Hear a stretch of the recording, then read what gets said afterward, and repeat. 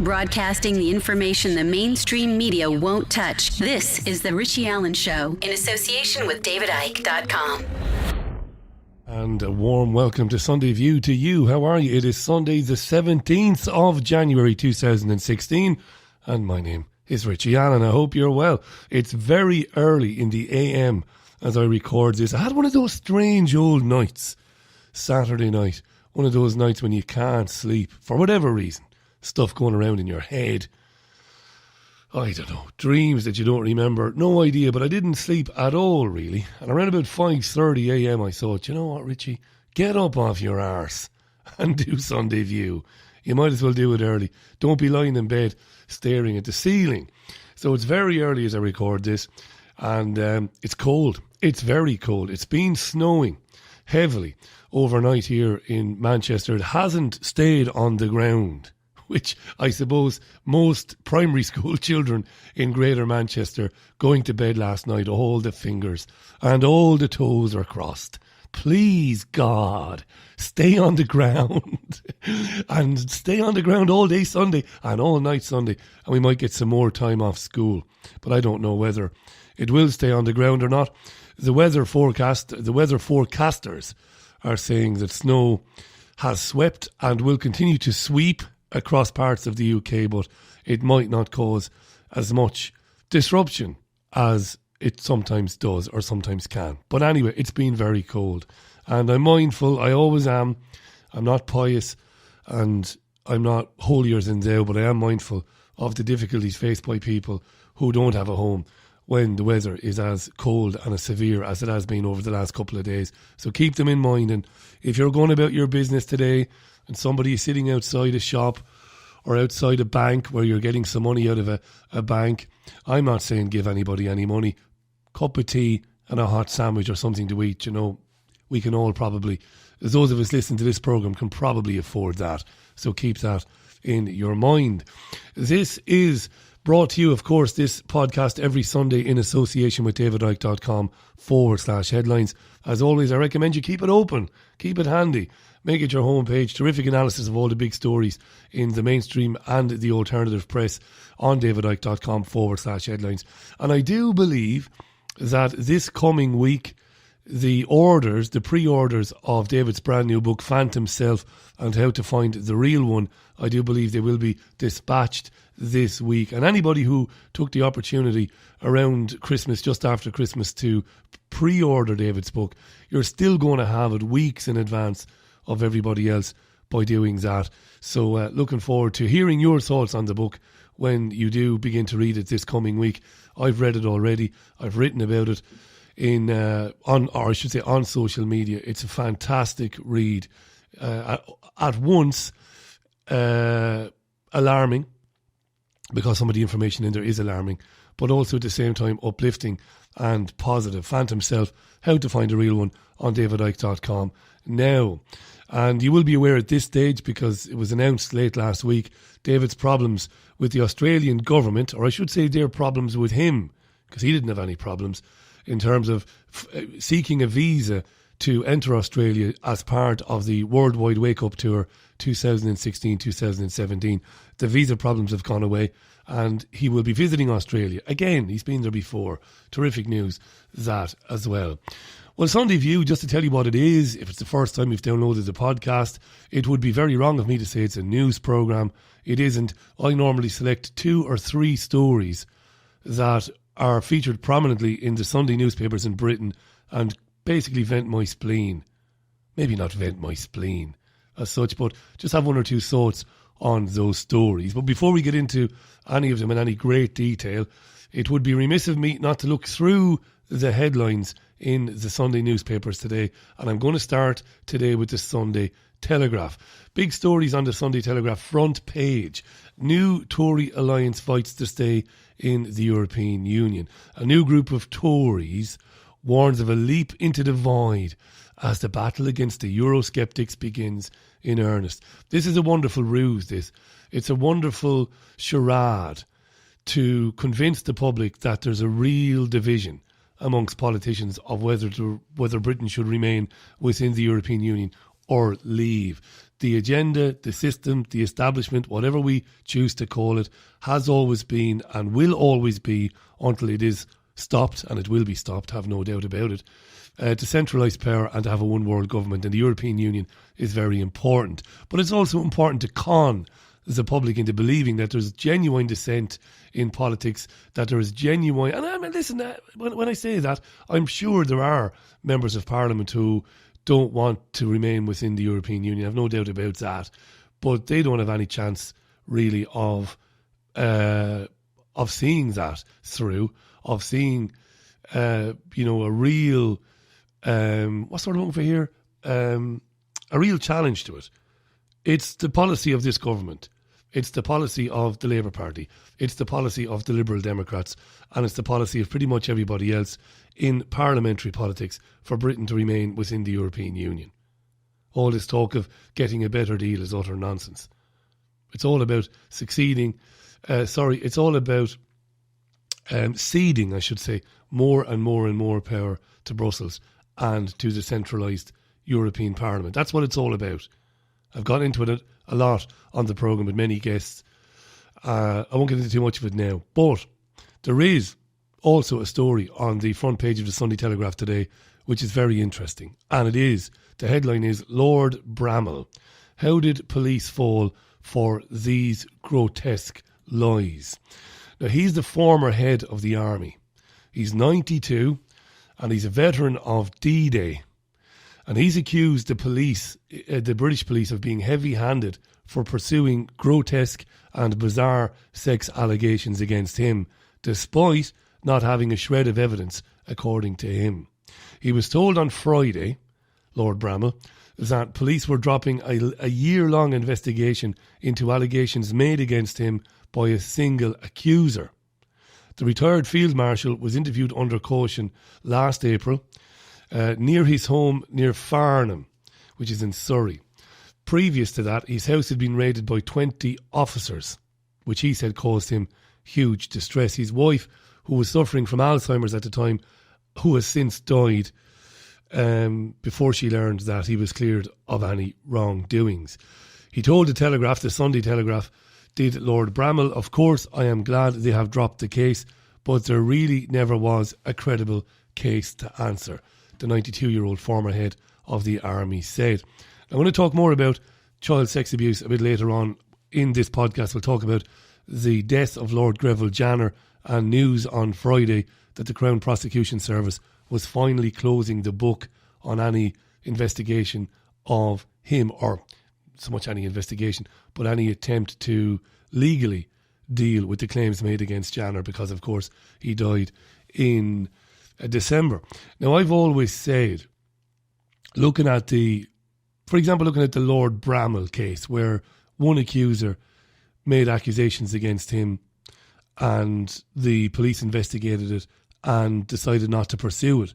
I've suggested several times on the programme, as a matter of opinion only, because it's something I cannot prove, but more learned men and women than me, who've been covering this issue for a long time, have also suggested that it wouldn't be beyond the sick system to find people whom are not guilty of anything, throw accusations at them, accusations that cannot be proved, and then later on say that there are a lot of accusations being thrown against people and they're outrageous and they amount to a witch hunt. So I wouldn't be surprised if some of that is going on as well, that sort of misdirection. You know, we know that tens of thousands of children have been abused in care in this country, and they've been abused by authority figures. They've been abused by people working in politics, people working in big business. We know this. We know how deep it goes and why it's so important to the agenda, to the establishment, that it never fully comes out. So it's not beyond them to throw accusations at people that are not true, harmless people, harmless old men like him, and say, well, right, we'll drop the case then. And it's a wonderful opportunity then for the naysayers, for those who want to promote the idea that it's a witch hunt, to go on their radio programmes and say, look at this disgraceful behaviour, people just throwing accusations against people. Look at Lord Bramall, war hero, former head of the army. Why should he have to put up with that? His wife was dying of Alzheimer's. You see where I'm going with that? That's what I think anyway. Like I said, I don't have a shred of evidence to back it up. It's just these people have previous. All right. The Sunday Mail reports that they've conducted a poll. Or is it their poll? I think it might be their poll. And the poll says that the country, at the moment, if they were given a vote on whether or not to leave, for Britain to leave the European Union, would vote, yes, let's leave the European Union. The yes, we should leave vote is 6% ahead in a poll conducted by the Sunday Mail. A 6-point lead, they say. The Sunday Mail says that the number has increased over concerns about the amounts of migrants coming into the country in the wake of the Paris massacre and also in the wake of the allegations made against migrants in Cologne. So basically, these stories, according to the Sunday Mail, stories about terrorists in Paris and migrants sexually assaulting women in Cologne over the New Year celebrations, these stories are giving a big boost to the yes, we should get out of Europe camp.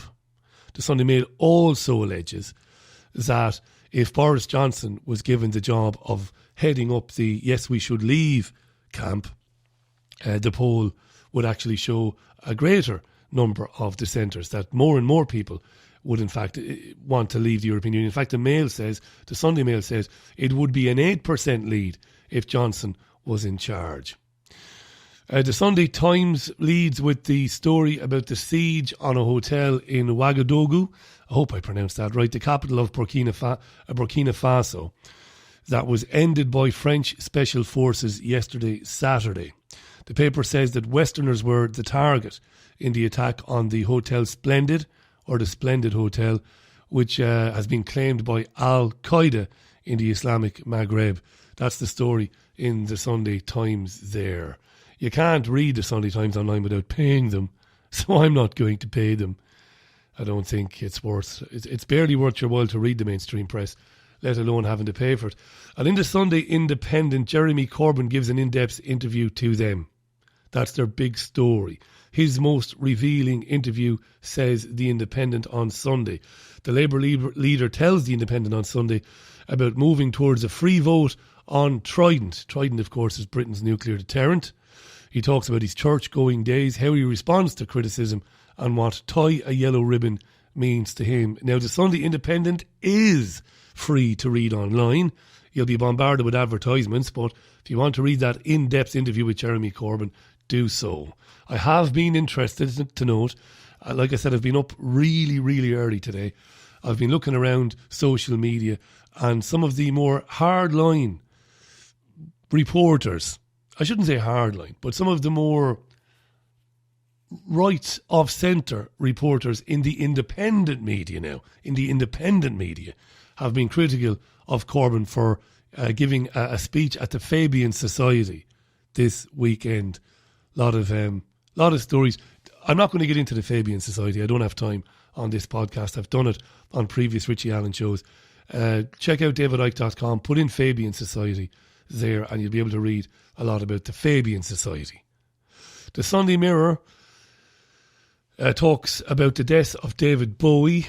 It's been given a lot of news coverage this week. Of course, David Bowie passed away, I should say last week, because Sunday is the beginning of a new week.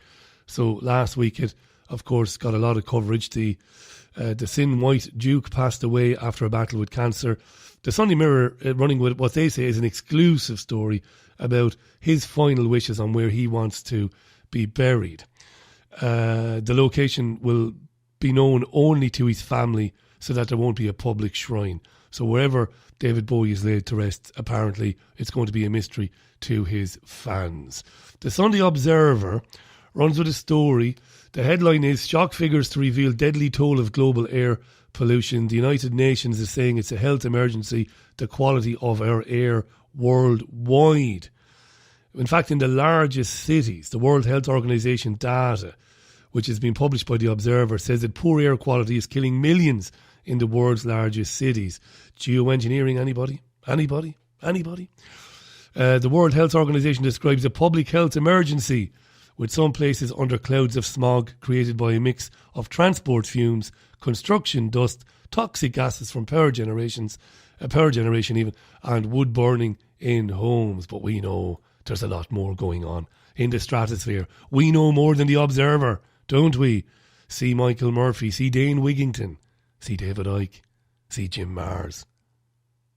The Sunday Express says, tax raid on middle classes, millions face double whammy of higher bills and bigger cuts to essential services. That's interesting. Conservatives have been accused of a tax raid on the middle classes. The Express says county council budgets are being cut at a time when council tax bills are expected to rise by nearly 4%. Interestingly enough, in something Corbyn said in his speech to the Fabian Society yesterday, he said that if he was to lead the next government, he would hammer big companies who don't pay not only their fair share of taxes, but he would also hammer them for not paying a living wage, not the minimum wage, a living wage. And then you're into the tabloids then, and there's not an awful lot in the tabloids. The Sunday People has used or has basically published footage that they say has been filmed by two prisoners at Bullingdon Prison, Her Majesty's Prison, Bullingdon, in Oxfordshire. They had a mobile phone, these two prisoners, and they used their phone to film what seems to be anarchy in the jail. The inmates showing off drug substitutes, amongst other things. Big story in the People saying that it's absolutely chaos behind the walls of some of Britain's prisons. There you go. So I didn't mention the big story because I'm going to get into it in just a tiny bit more detail now. You are with Sunday View in association with davidicke.com/headlines. I am Richie Allen. Thanks for listening to the podcast. Good to have you on board. Nice to be chatting with you this Sunday, the 17th of January 2016. Now, as you will be hearing all day today, the United States and European nations lifted oil and financial sanctions on Iran and released $100 billion of its assets after international inspectors concluded that the country had followed through on promises to dismantle large sections of its nuclear program. The Iranian President Hassan Rouhani says that only Zionists, only US hardliners and warmongers are against the Iranian nuclear deal, which yesterday saw the lifting of those sanctions, as I just said. Do you want to hear John Kerry? Well, he's the US Secretary of State. Everybody is queuing up to take credit for the result and for the news that the IAEA, the International Atomic Energy Agency, has said Iran doesn't have any plans and isn't capable and isn't seeking the capability to produce nuclear weapons. Therefore, we should lift sanctions. And here is US Secretary of State John Kerry. After more than 2.5 years of intense multilateral negotiations, the International Atomic Energy Agency has now verified that Iran has honored its commitments to alter and, in fact, dismantle much of its nuclear program in compliance with the agreement that we reached last July. In return for the steps that Iran has taken, the United States and the EU will immediately lift nuclear-related sanctions, expanding the horizon of opportunity for the Iranian people. And I have even tonight, before coming over here, signed a number of documents over those sanctions that the State Department has jurisdiction over in order to effect that lifting. Today, as a result of the actions taken since last July, the United States, our friends and allies in the Middle East, in the entire world, are safer because the threat of a nuclear weapon has been reduced. Yeah.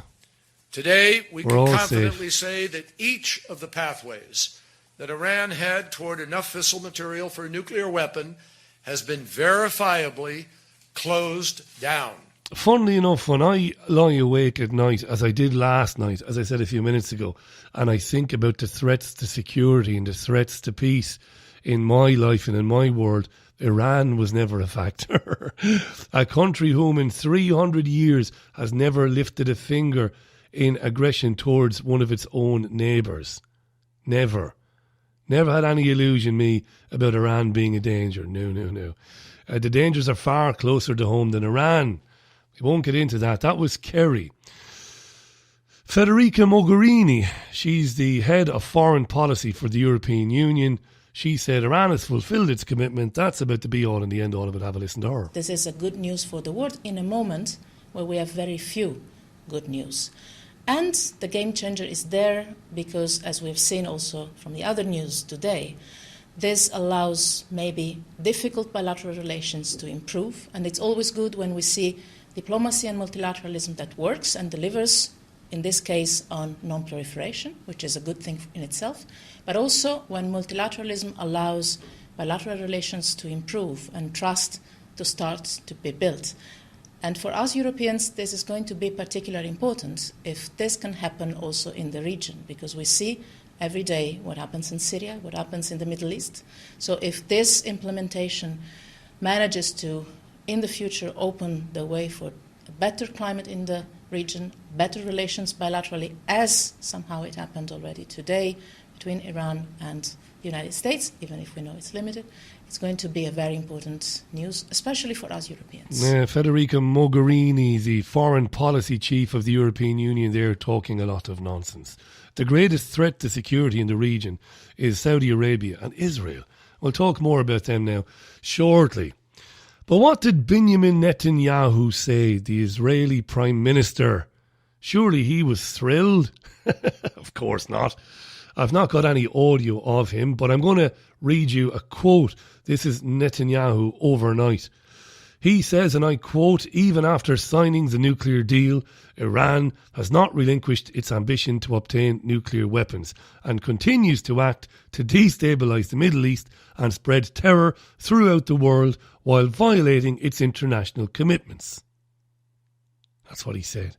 And he went on to say also that Israel would, quote, "follow the implementation of the deal and warn of any violation," end quote. They want weapons. Doesn't matter what you say. They're going to kill us all, says Netanyahu. More from him shortly. He's had a checkered last few days, interesting last few days. We'll get to him in a few minutes. The Saudi Arabian Foreign Minister Adel Al-Jubeir isn't thrilled either. He spoke with Sky News. Have a listen to this. You wonder how they keep a straight face, these people. This is the Saudi Foreign Minister talking to Sky News. How worried is your government, though, about the possibility of all this money being unfrozen, all these Iranian assets being unfrozen around the world and being spent in whatever direction Iran chooses now in future? Every country in the world is worried about this, because Iran's record, unfortunately, is not a perfect record when it comes to being a nation state that acts in a reasonable manner. Iran's record has been one of war and destruction, terrorism, assassination, destabilization, interference in the affairs of other countries. And the concern that most countries in the world have is that Iran not use these funds in order to fund these destabilizing activities, and instead use those funds in order to improve the standard of living of its people. Imagine. Yeah, the Saudi foreign minister talking about destabilising countries and about using money to improve the conditions and the human rights of its people. The Sky News guy just sat there like a gormless muppet that he is and just nodded along with him. Didn't mention, of course, what's been happening since last year in Yemen. The Saudis trying to influence the affairs of Yemen and bring about political change there, killing thousands of people there, while at the same time funneling all sorts of materials, whether it be money or weapons, to jihadists in Syria. Oh yeah. As well as that, brutally murdering anybody in Saudi Arabia who asks questions about the regime, including the Shia cleric Nimr al-Nimr. Sentencing young boys for allegedly taking part in anti-government protests to death by crucifixion. Oh yeah. The Saudi foreign minister talking to Sky News, and the Sky News guy just sits there like Gomer Pyle. Idiot. Just sit there. You want to punch him in the face. I watch these guys on these programmes and I think, and I've never been egotistical, I've never been arrogant about what it is that I do, but I was trained properly to ask questions no matter who you're interviewing. if what they are telling you is palpably untrue, is demonstrably nonsense, if it obviously is a lie, you go after them. Sky News guy just sitting there looking at him. Calm down, Richie. It's very early on a Sunday morning, the Lord's Day.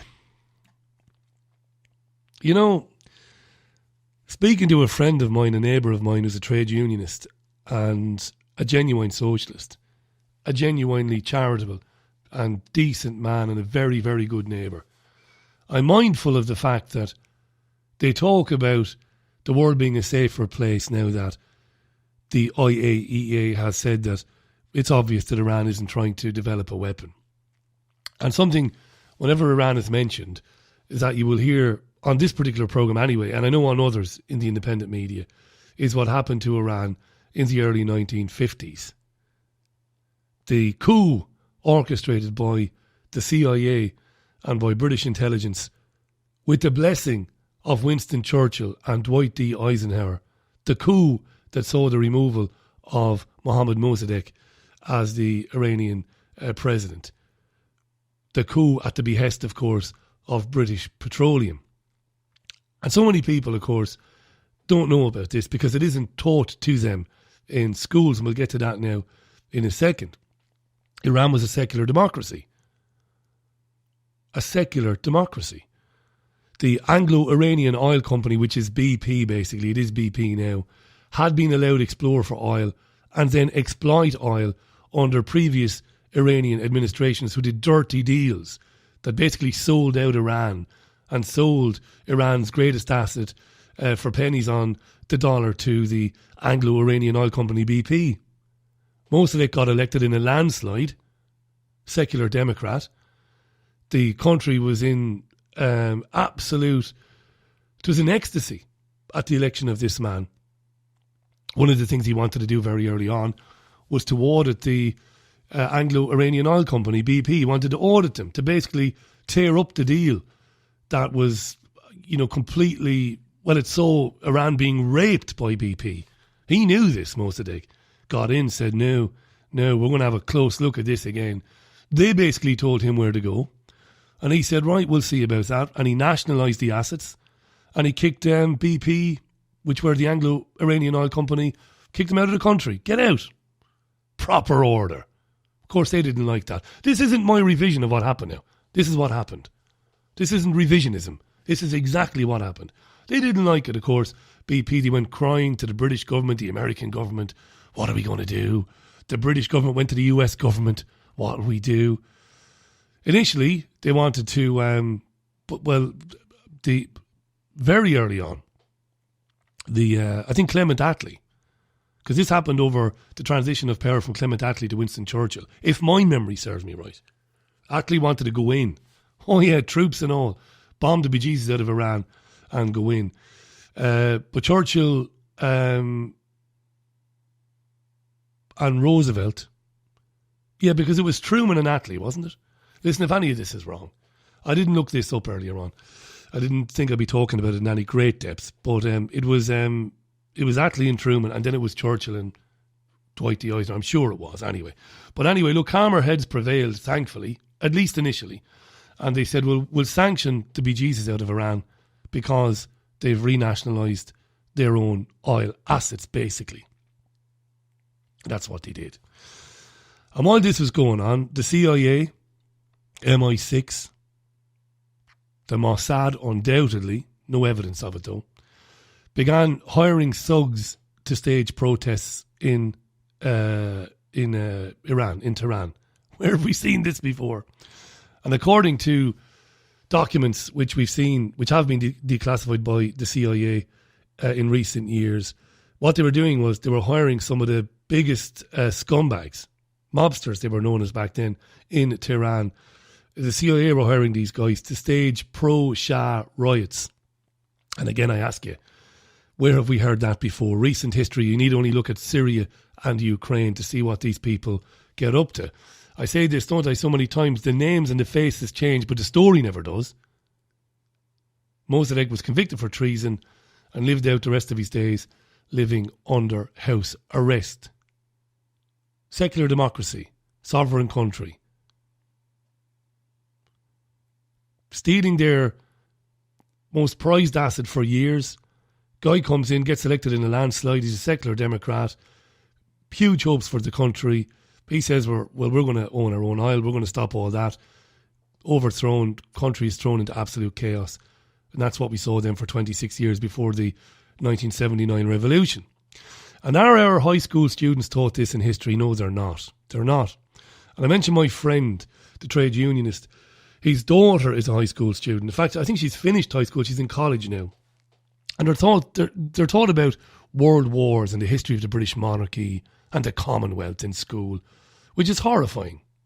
It really is. They're not taught about that, about what our governments and the intelligence agencies of these countries have been doing to third world countries and Middle Eastern countries for centuries. We've talked about the Iranian coup of 53, what it meant for the country. But the media today will attempt, the British media, the US media, will attempt to promote the lifting of sanctions today, the 17th of January 2016, the lifting of sanctions against Iran. They will say it's a triumph of the Obama administration's commitment to diplomacy. That's what they'll say.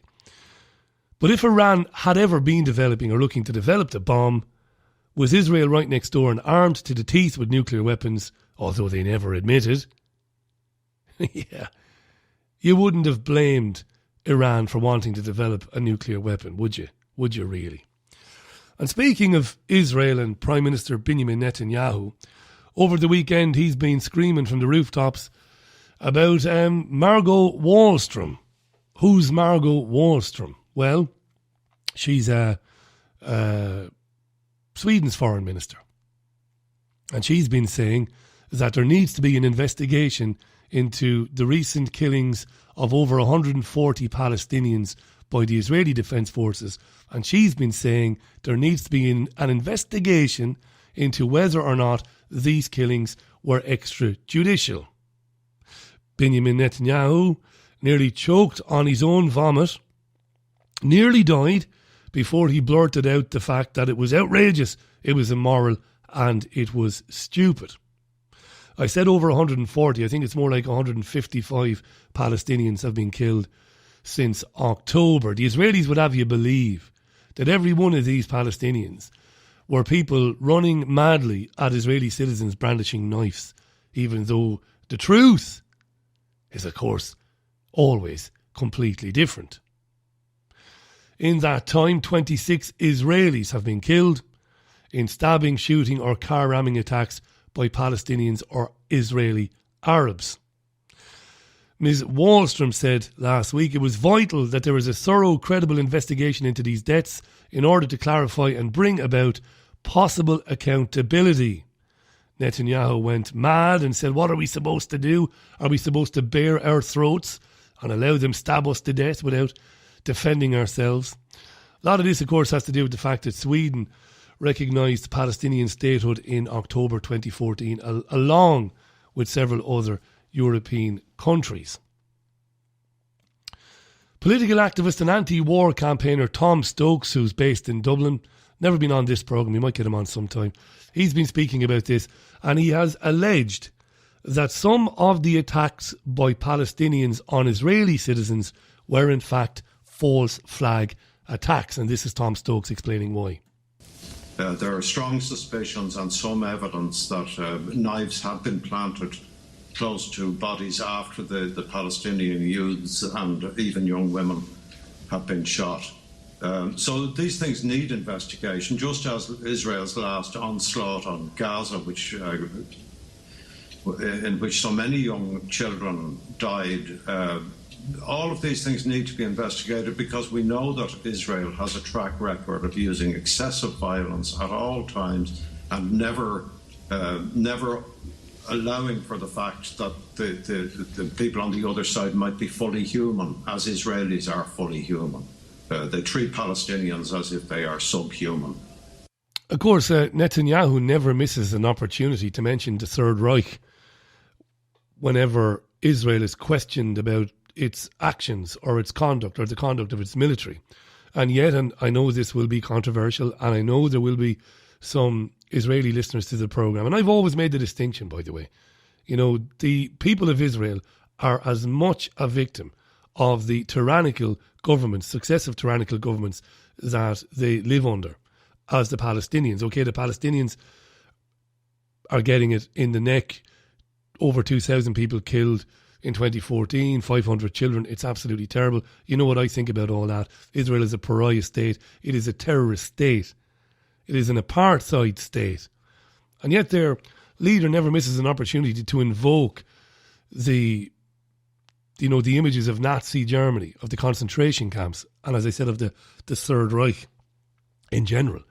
But he's a psychopath, and Netanyahu would have fitted nicely into Hitler's cabinet. He would have sat nicely and comfortably alongside Hess and Göring and Bormann and everybody else. He would have been absolutely in great company there, because he's a psychotic, murdering madman. He really is. I'm not taking a cheap shot at him. It doesn't... For some people it gives him a pass, because he is genuinely crazy. It's interesting to note that it is a fact that at least one third of the Palestinians shot dead were not involved in attacking Israelis. That's an absolute fact. And we've seen videos, courtesy of the terrific liveleak.com, of IDF soldiers shooting unarmed Palestinians to death, including women. It's a horrendous video on LiveLeak of a woman wearing a burqa, obviously not armed, pleading with them, hands waving around, nothing in her hands, and they just shoot her to death. Because they're insane. And of course, Margot Wallstrom is right to call for an investigation. Apparently, she's not welcome in Israel now. That's the sort of mentality you're dealing with, you know. That's actually true. She's been told she's not welcome in Israel now. I doubt very much she'll be too disappointed to learn that. This is Sunday View in association with davidicke.com/headlines. My name is Richie Allen. After a wee pause, I'll be back and I'll have more to tell you. Have you lost access to important data from a computer hard drive, mobile phone, or other storage device? Maybe you have a broken hard drive containing years of information, or a smartphone that no longer works from which you'd like the pictures, movies, and chats recovered. If you would like to recover data from any type of digital device, including desktop and laptop computers, external hard drives, cameras, smartphones, NAS, and RAID servers, then contact Data Clinic today at dataclinic.co.uk now. NeonNettle.com, a new voice in alternative media. For unfiltered news at your fingertips, visit NeonNettle.com, the UK's #1 alternative news site. In association with The Richie Allen Show. NeonNettle.com. Do you want to release the full potential of your soul consciousness and find out how to experience that power in all areas of your life now? Go to livingasyoursoul.com for free guidance with in-depth how-to articles, free healing meditations of creation recordings, free soul solutions, and much, much more. livingasyoursoul.com, making the profound practical. You're listening to The Richie Allen Show in association with davidicke.com. Welcome back. It is Sunday View in association with davidicke.com/headlines. Remember, the Richie Allen radio show is live Monday to Thursday, every Monday to Thursday at 8 p.m. GMT, which is 3 p.m. Eastern Time in the United States. It's 12 midday Pacific Time, and it is 2 p.m. Central Time. Okay, those are the time zones in the US, increasing. When we started the programme back in September 2014, amazing we're still on air. I'm delighted that we've made it this far. But at the time, we had largely 70% audience based in Britain and the Republic of Ireland. We had about 10% then in the United States and Central and South America, and then the rest of the listeners were dotted around Australia and around the rest of the world. But it's really broadened out now. The programme is listened to by an average nightly live audience of 40,000 listeners. That's verifiable, by the way. And those listeners are now in 108 countries. And our listenership has grown in an incredible way, and it is growing exponentially in the United States. We've just hooked up with Alternate Current Radio, by the way. Check out alternatecurrentradio.com. And in fact, if you listen to this podcast early enough, today, this Sunday, I'm going to be on Sunday Wire with Patrick Henningsen. Terrific programme and a great broadcaster and journalist. And I'm going to be talking with him for a half an hour or more about, I suppose, about the independent media and about some of the big stories today. So I'll be on with Patrick on Sunday Wire. Check out alternatecurrentradio.com to find out what time Sunday Wire starts in your time zone. In our time zone here, I think it starts at 5 p.m. UK time. Do you know what? I'm going to double check that now, because I don't want to get that wrong and look like a complete idiot. But I think it is 5 p.m. UK time. I'm just typing it in there now, you see, even though this is the sort of thing, because this is pre-recorded, I could pause now. But I like doing live stuff. So Sunday Wire, yes, 5 p.m. UK time. That's 5 p.m. GMT, Greenwich Mean Time. I'll be on a little bit later on towards the end of the programme. So if you catch that.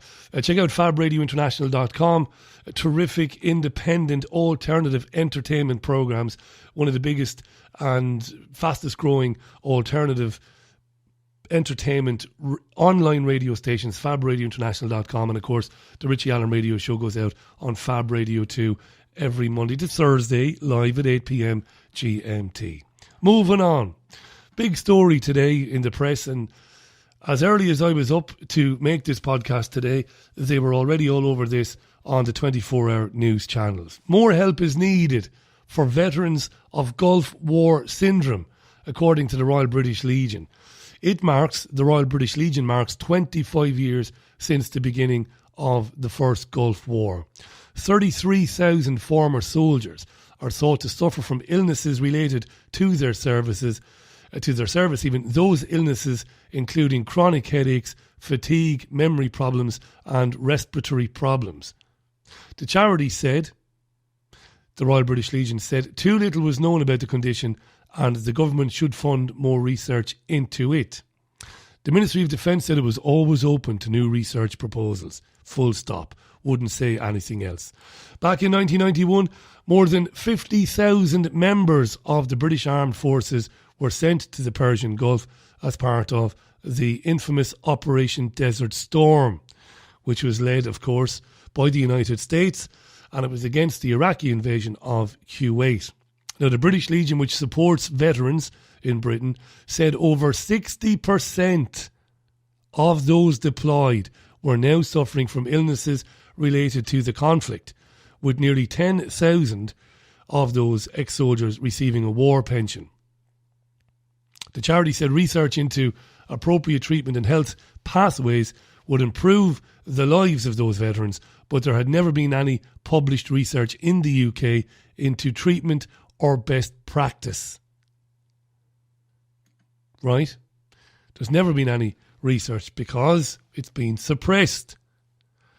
Now, some of the reported symptoms of Gulf War syndrome range from chronic fatigue, headaches, sleep disturbances, joint pains, irritable bowel, stomach and respiratory disorders and psychological problems.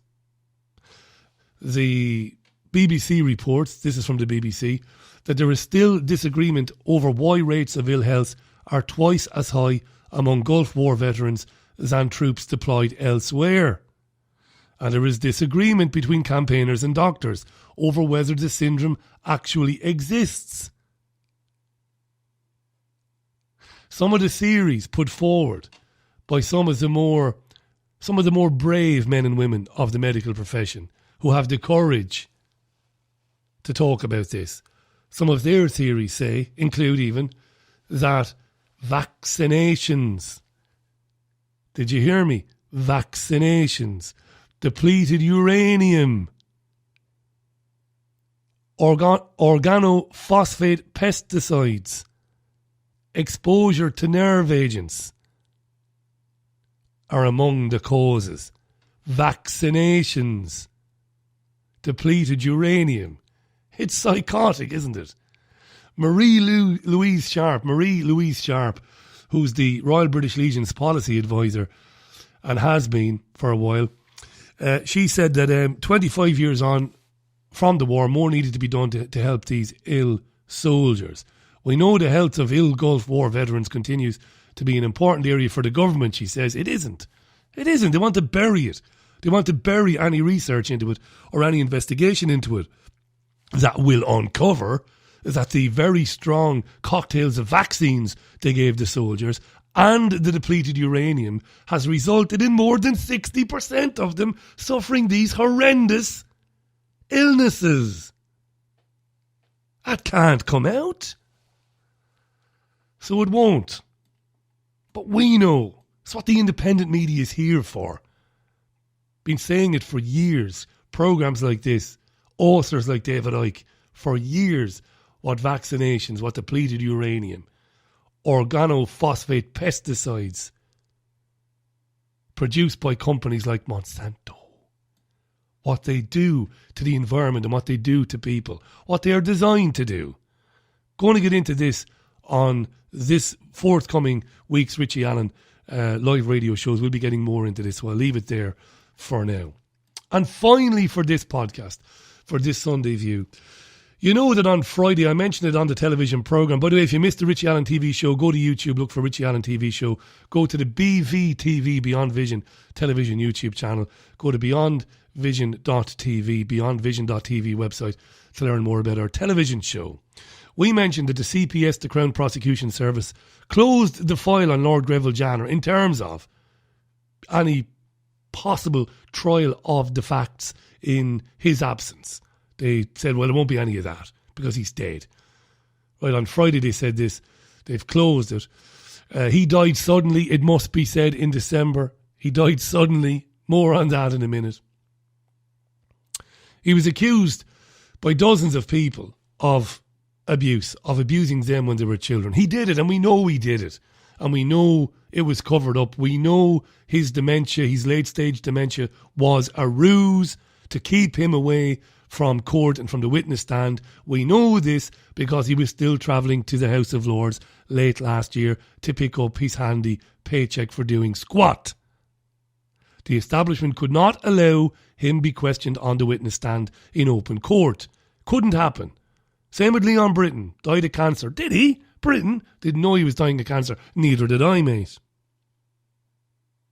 Former Home Secretary.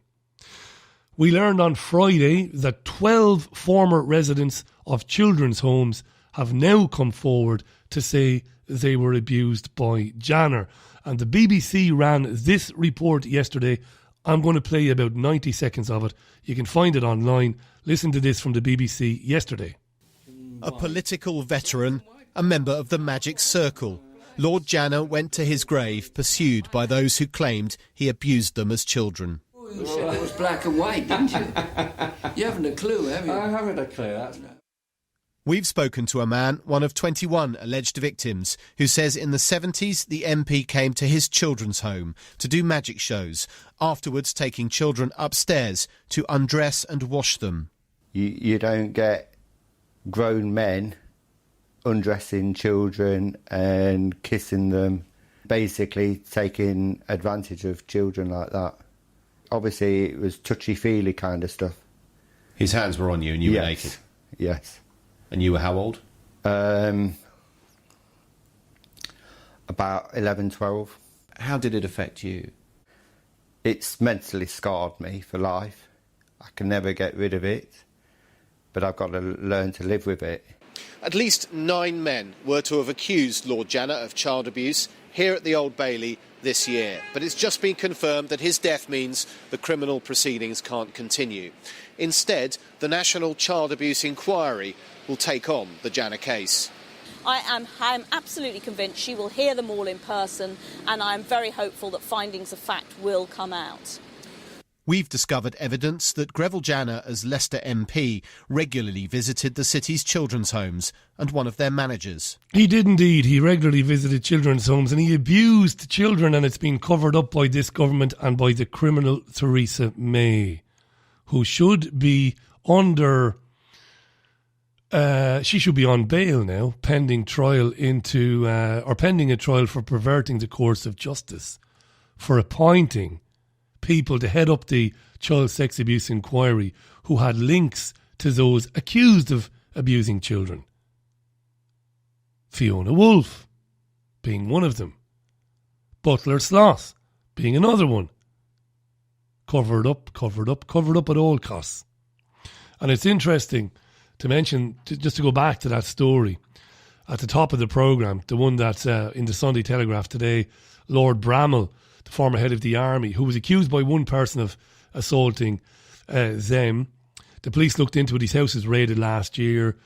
Big deal was made out of it. Charges were dropped against him.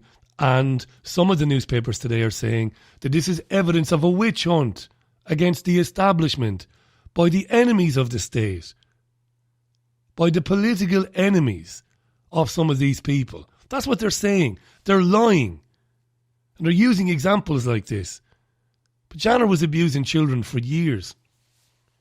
And it is being covered up. And it was covered up.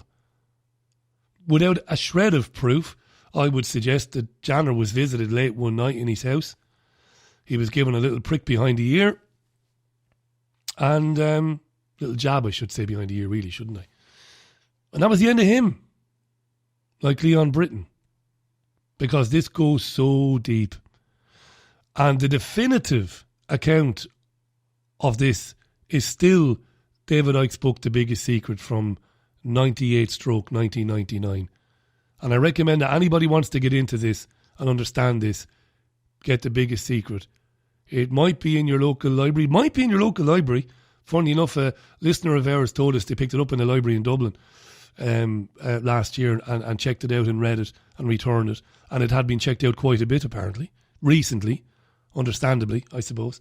When I say apparently, wasn't expressing surprise, it's just an older book, but it's been checked out quite a bit from a library in Dublin. Check out The Biggest Secret, it's all there. And I want to play this clip again, which I think I've now played, over a dozen times on various radio shows. When they tell you it's a witch hunt, listen to Tim Fortescue from a documentary called Westminster's Secret Service, broadcast by the BBC in the late 1990s. Fortescue was chief whip under Edward Heath. Ted Heath, the former British Prime Minister, whom we know raped and murdered children in Jersey. We know this. Oh yeah. And this is Fortescue talking about how they protected politicians who were abusing small boys. Anyone with any sense who was in trouble would come to the whips and tell them the truth. They'd say, no, I'm in a jam, can you help? It might be debt, it might be scandal involving small boys, or any kind of scandal which a member seemed likely to be mixed up in. They'd come and ask if we could help. And if we could, we did. And we would do everything we can, because we would store up brownie points. That sounds a pretty nasty reason, but it's one of the reasons. It sounds a pretty nasty reason, said Fortescue. It sounds a pretty nasty reason that you released child-abusing scum back onto the streets to do their job, back to their constituencies, because you were able to hold over their heads the threat of blackmail. You'll do what we tell you. And as I've said so many times when I've heard that clip, it's so matter of fact, isn't it? Tim Fortescue, it's just business. So common. He could be abusing small boys, That's the reality of it. When they tell you, God love Lord Bramall. And yeah, if Lord Bramall was investigated for something he didn't do, that's a shame, that. It's a real shame. I can't imagine being accused of anything worse than committing a sexual assault against a child or a woman, a man, whatever. It's a terrible thing to be accused of, especially when you didn't do it. And you would sympathise with Bramall if he's innocent. The police have dropped the inquiry because there's no evidence, apparently. So maybe somebody who didn't like him had a go at him. But of course, it is possible that this is part of the game plan. Throw accusations in a shotgun fashion at people, deliberately, to enable yourself to then say, well, look at this is a witch hunt, this is just people, spiteful people who want to take people down. But it isn't spiteful people. wanting to take people down. The true scale of abuse in this particular country isn't known. It probably would turn the hair on most people snow white, but it is coming out slowly but surely. Drip, drip, drip, trickle, trickle, trickle, trickle. It's coming out. And the establishment fears the British public understanding this more than anything, because this will be what brings down the house of cards, in my opinion, if the British public dares to educate itself as to what has been going on. That's it for this Sunday View. Just before I go, though, I want to put out an appeal. The Richie Allen Show, in association with DavidIke.com, is a radio show which is made essentially 5 days a week. We have 4 live shows and a podcast on Sunday. I produce, presented, source all the material and edited by myself. It is, without a trace of exaggeration, it is a 70-hour-a-week job. I do it by myself. It's a full-time job. And the programme is enormously successful in terms of its reach. It has been enormously successful in terms of its reach. It is completely dependent on the support of the listeners. And the longer the programme has endured, the less support it's getting financially from the listeners. And I kind of understand that, because I think there's a kind of a subconscious feeling amongst people that, well, it's been on air a long time now, it must be okay. But it isn't okay. We need just over £2,000 a month to break even. That's before I take a penny out of it. And I don't take very much out of it. After the overheads are paid for the programme, the bills and everything else that goes with it, the rent of the studio space, all of that, when all of that is taken into consideration, and the streaming costs, which are enormous, paying over £500 a month to stream the programme now because it's so popular. And this is real, by the way. The podcasting costs, it's just over £200 a month to host the Richie Allen podcast. It's extraordinarily expensive. But as the programme has endured, the support for it financially has dropped away, and it's now bringing in, on average, just under £800 sterling a month from the listeners, which is just not going to be good enough long term to sustain the programme. It isn't. Like I said, it needs to break even. It needs just over £2,000 a month. That's to break even every month. So what I'm saying is, again, is if you've not previously contributed to the programme, but you're a regular listener to it, and you can, and you are in a position to, examine your conscience. I really mean that, because I suppose we're living in this era now where people go to online file sharing sites and they take the film they want, they take the book they want, take whatever they want for free, not giving a second thought to the fact that that's the intellectual property of somebody who might be dependent on sales of their book or of their film. I'm not talking about big Hollywood companies now. I'm talking about independent producers. And that they might depend on the purchase of that book or that particular film in order to, first of all, to live, and then to continue producing similar films and similar books. And I think there's an element of that with the independent media as well. You know, the podcast is there, I'll download it, why should I pay for it? And I'm saying again, and I repeat again, if you are in a financially stable situation and you do have some money that you could put aside to donate to this particular programme every month, if you can do that and you're not doing it, you need to look at your conscience. It's as simple as that. Thank you for those of you who do donate. I have spent so much time in the last few months personally sending emails to thanking people. I've not gotten to everybody. I hope to do so eventually. Who's ever sent me, whether it's £1, whether it's £5, whether it's £20, whatever, go to richieallen.co.uk. On richieallen.co.uk are details on how to donate via PayPal, details on how to donate via bank transfer, and keep this programme, your programme, on the air indefinitely. Do it. Or don't. And we we'll see how we go from there. But it does need your help, my friend. It really does, and it needs a constant stream of income coming into it. It's been a terrific success so far. We've been on air now for a year and 4 months, a year and 5 months. It can go on to do great things with your help. We never managed to secure, because of the nature of the programme and the sort of information discussed on it, we never managed to secure the sort of advertising revenue that we had hoped, which would eventually pay for everything, and then we wouldn't be asking for your support. But look, I've gone a long way around telling you that.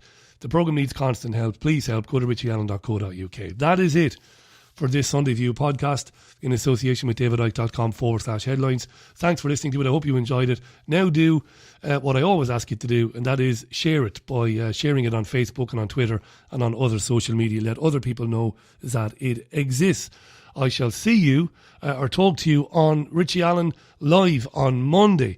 That's tomorrow at 8 p.m. GMT, the Richie Allen Show in association with davidicke.com. I'll see you Monday at 8 p.m. Until then, bye for now.